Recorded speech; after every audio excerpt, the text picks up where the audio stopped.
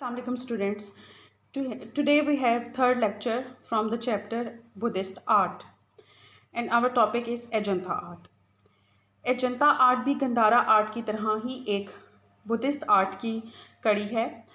अजंता और गंधारा आर्ट में डिफरेंस ये है कि गंधारा आर्ट में स्कल्पचर किया गया था और रिलीफ किया गया था, जबकि अजंता आर्ट में हम गारों की दीवारों पर पेंटिंग्स देखेंगे।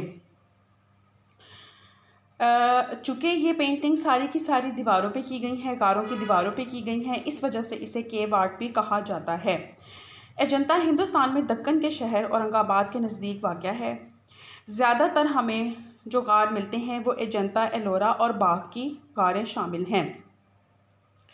गारों में तस्वीर कशी की वजूहात ज़्यादातर हिस्ट्री में यूँ सामने आती है, चूँकि बुद्ध मज़हब के पैरोकार तबलीग के सिलसिले में जगह जगह जाते थे और ये जगह चूँकि शहरों में रिहायशी इलाकों से दूर हुआ करती थीं, इसलिए ख्याल किया जाता है कि वादियों में सफ़र करते हुए इनको ये यकीनन जगह पसंद आ गई होगी और उन्होंने यहाँ पर चट्टानों को काट कर गारें बना लीं। इन गारों में हमें दो तरह की अमारात नज़र आती हैं, चिठायास यानी कि इबादत गाहें और विहारास यानी कि रिहाइश गाहें।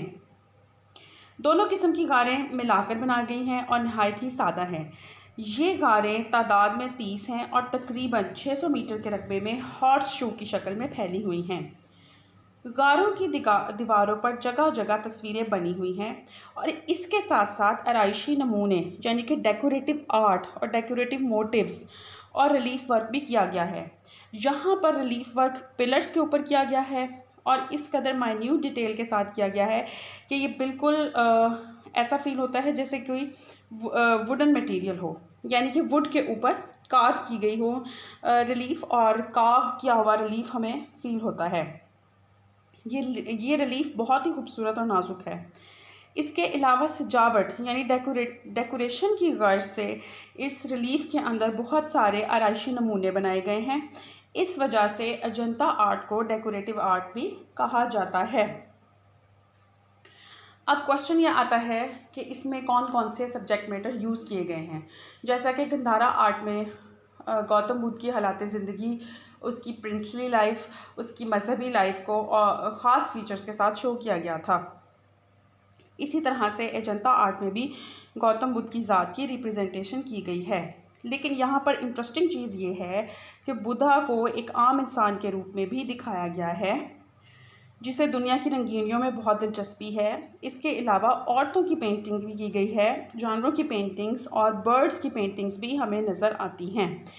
इनके साथ साथ डेकोरेटिव बॉर्डर्स भी बनाए गए हैं, यानी कि अजंता की पेंटिंग्स में, यानी कि गारों की दीवारों के ऊपर जो पेंटिंग्स की गई हैं अजंता में, वहाँ हमें 3 तरह के मौज़ूआत नज़र आते हैं। एक गौतम बुद्ध के हालात ज़िंदगी, दूसरी औरतों की अक्कासी और तीसरा जानवरों की अक्कासी। इसके अलावा आराइशी नमूने भी पाए गए हैं।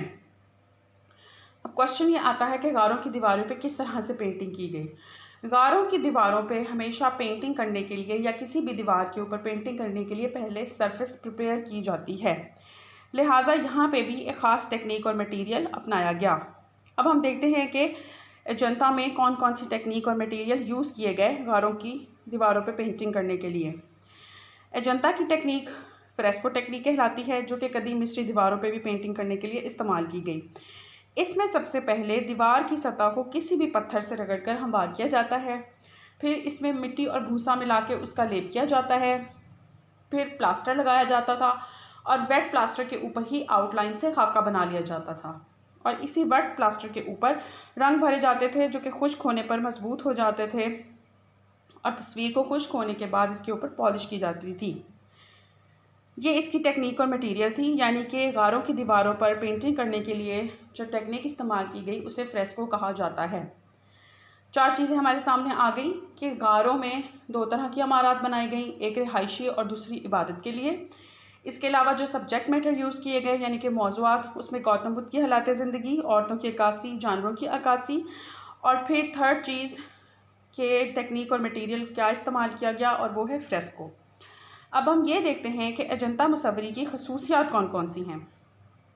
ठीक है, सबसे पहले तो ये है कि ये डेकोरेटिव आर्ट कहलाया।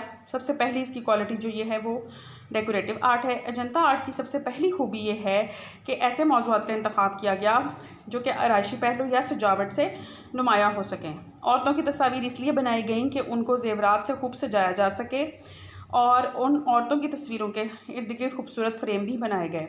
छतों को मुख्तलिफ ब्लॉकों में तकसीम करके फूलों के और ज्योमेट्रिकल पैटर्न्स बनाए गए।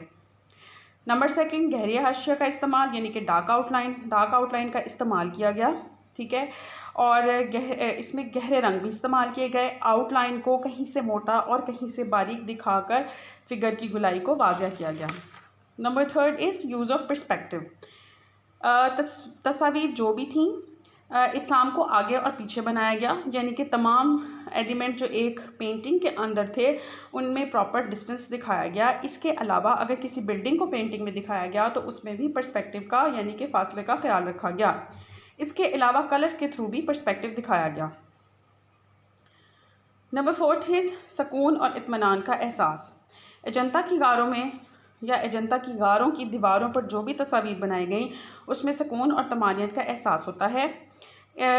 मौजू के लिहाज से ऐसी तस्वीर बनाई गई जिसमें लोगों को दुनियावी कामों में मसरूफ़ दिखाया गया। कोई लड़ाई झगड़ा या नाखुशगवार वाक़या पेंट नहीं किया गया। नंबर फिफ्थ इज़ डार्क और लाइट का इस्तेमाल।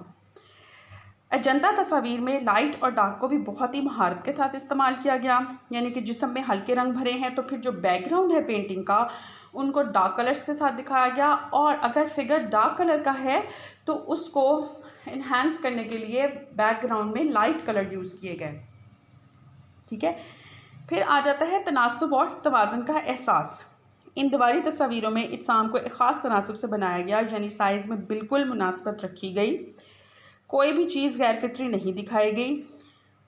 वैसे फ़िगर्स को अच्छी तरह से कंपोज नहीं किया गया, लेकिन खाली जगह भी नहीं छोड़ी गई। नंबर सेवन्थ इज़ रंगों का मुनासिब इस्तेमाल। अजंता पेंटिंग्स के अंदर हम डिफरेंट टोन्स को देखते हैं, यानी कि एक ही कलर की टोन्स को बहुत महारत के साथ इस्तेमाल किया गया और अर्थली कलर्स यूज़ किए गए। नेचुरल कलर्स, अर्थली कलर्स का मतलब है नेचुरल कलर्स जो कि हमें मिट्टी से नेचुरल कलर मिलते हैं। फॉर एग्जांपल टर्मेरिक कलर जिसे येलो ऑकर कलर कहा जाता है, और इसके अलावा रेड कलर, ब्लैक कलर कोयले का कलर है, ठीक है। देन हमारे पास इसका एक और थीम आता है ज़िंदगी की अक्कासी। अजंता की तस्वीर में हमें ज़िंदगी की भरपूर अक्कासी नज़र आती है, यानी कि इंसानों और जानवरों के इत्साम को डिटेल के साथ पेंट किया गया। वो बिल्कुल भी बेजान नज़र नहीं आए, बल्कि ये लोग चलते फिरते जीते जागते हमें नज़र आए।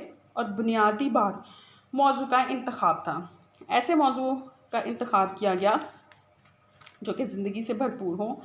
चेहरों के तासुरात को डिटेल के साथ दिखाया गया। रंगों का इस्तेमाल भी मुनासबत के साथ किया गया, हल्के और गहरे रंगों का इस्तेमाल। और तमाम तस्वीर इस बात का मुँह बोलता सबूत हैं कि वो ज़िंदगी की भरपूर अक्कासी कर रही हैं। यानी कि अजंता पेंटिंग्स में हमें गौतम बुद्ध की हालात ज़िंदगी और गौतम बुद्ध की डायरेक्ट रिप्रेजेंटेशन के अलावा जो डिफरेंट चीज़ नज़र आती है वो अजंता आर्ट में फ़ीमेल फिगर्स हैं, यानी कि औरतों के इत्साम हैं, जानवरों की रिप्रेजेंटेशन है, परिंदों की रिप्रेजेंटेशन है, और डेकोरेटिव मोटिव्स एलिमेंट्स इस्तेमाल किए गए। गारों की जो छतें हैं उनको ब्लॉक्स में तकसीम करके उसके अंदर फूल और ज्योमेट्रिकल डिज़ाइन बनाए गए। इसी एतबार से हम ये देखते हैं कि वुमेंस को अजंता आर्ट में किस तरह से ट्रीट किया गया, यानी कि वुमेंस के फिगर्स को औरतों के एक ख़ास अंदाज से बनाया गया। मिसाल के तौर पे एक अच्छे माहौल में दिखाया गया, ज़ेवरात से मुज़ज्जन दिखाया गया, औरतों के इत्साम खूबसूरती वाले बनाए गए, पुरकशिश बनाए गए, दुनिया की रंगीनियों में मसरूफ़ दिखाए। औरतों के नकूश भी एक ख़ास अंदाज से बनाए गए, लंबी आँखें, सितवा नाक, भरे भरे होंठ, जिस्म को बहुत ही नाजुक दिखाया, उसकी फितरी लचक अच्छे से दिखाई।